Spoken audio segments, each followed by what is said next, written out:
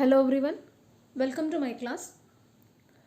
In the previous episode, we have discussed regarding the policies, this government policies for business growth in that historical sketch and also the contemporary global economies. In that, what are the changes have been takes place in the economy, like economic reforms. So those matters we discussed in the previous episode. Okay, so today I'm going to discuss about regarding the meaning of policies. Then let me see about what is government policies. Meaning of policies. What is this policy? Policy means what? Policies means the set of ideas or plans that is used as a basis for making decisions, especially in politics, economics, as well as the business.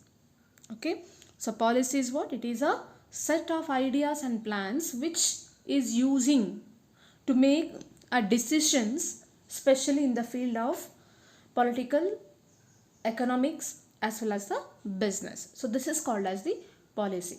So that we came to know about each and every policies is required, that is in each and every sector, economically, politically, socially, as well as in the trade and commerce business.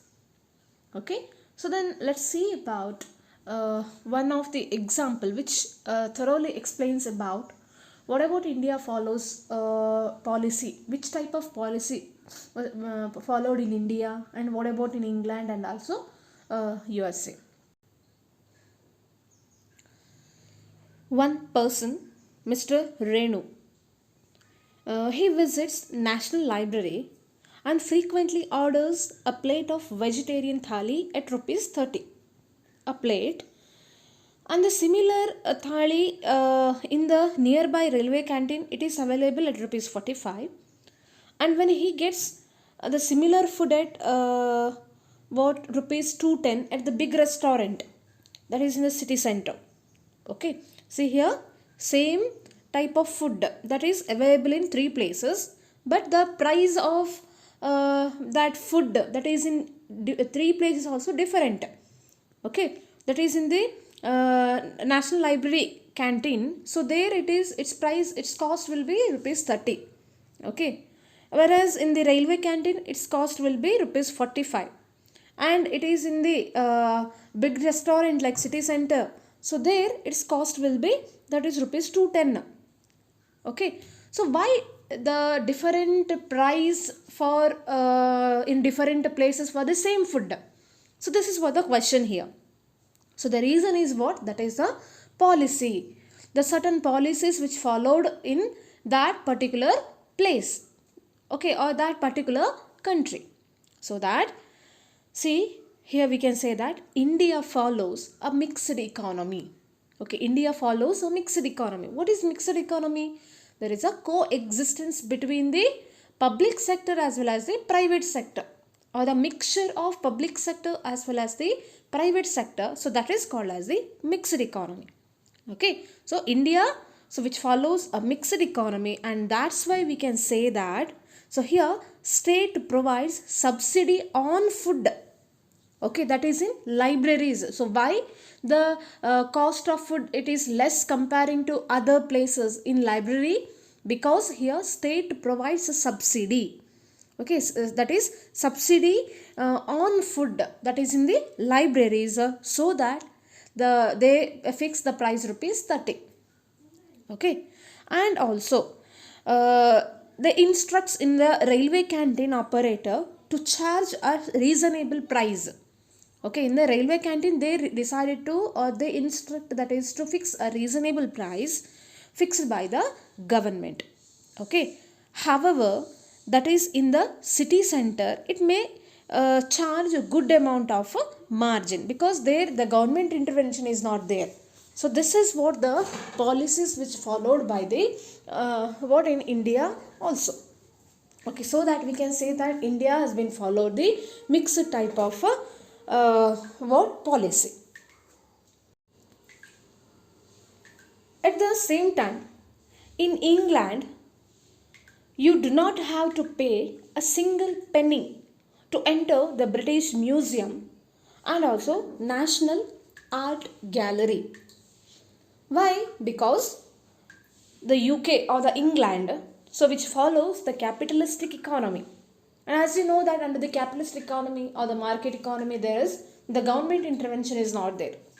Okay, it is completely free from the government action. So that private individuals or the capitalists, they'll decide regarding the all the policies. Okay, so that while entering the British Museum or the National Art Gallery, you do not have to pay at least one of the single penny, that is to the what in England. Okay, because UK or the England which follows capitalist economy and it has several socialistic principles ingrained in its state policy. So the socialistic policy or the what government policy or the centrally planned economy policy, that should be ingrained instead of or in front of this capitalistic policy. So that in any nation, policy making process is related to political actions.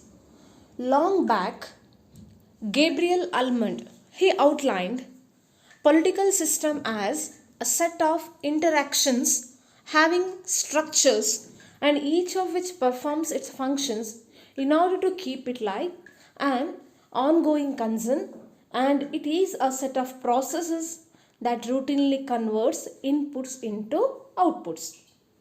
Okay, as we know that for what the nation, any kind of nation, the policy making decisions or the process, that's very essential.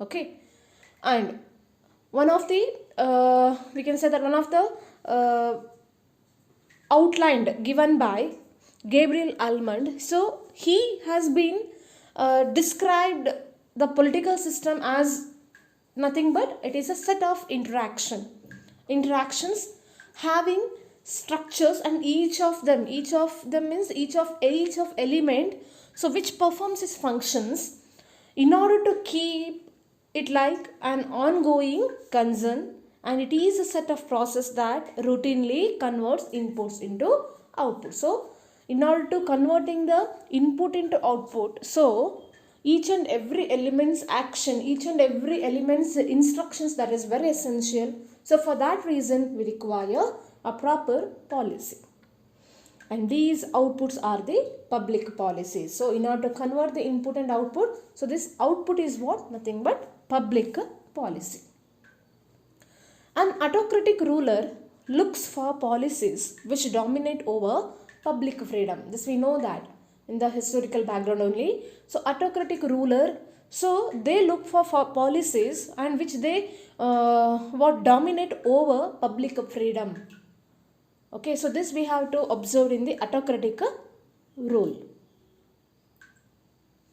And when India was a British colony, public freedom was conspicuous by its absence. So this is what we can see that autocratic rule. See, when India was a British colony, means we are in the British under, so at that time public freedom was conspicuous by its absence, means there is absence of public freedom. Okay, and which are the public freedoms are absent here? That is tax rules. See, tax rules were stringent, means very strict on Indian traders, whereas democracy frames liberal policies. See, during the time of British rule, the tax system was very strict and we need to pay everything, as well as especially in the Indian traders. But after the independence, means post-independence period, what happened here? The democracy frames will be followed. So, and as a result, the tax system or there is a liberal policies have been introduced regarding the trade. In the Indian democracy, we have several political parties. We know that, right? And leaders are free to argue in the parliament. So this is what one of the policy. So Indian democracy, so we are having a several political parties, and also each and every leaders, they can free to argue in the parliament. And state and the center have many shared responsibilities. People's grievances are heard, and there are several legal systems to take care of the disputes. So here state and center, so they have to interfere and they have to share what spread what more number of responsibilities, and they need to observe hear the what grievances of the people, and also what the legal systems or the legal actions will also taken, that is to take care of the disputes. So this is what we followed in our country. Okay students, remaining part we will discuss in the next class. Thank you.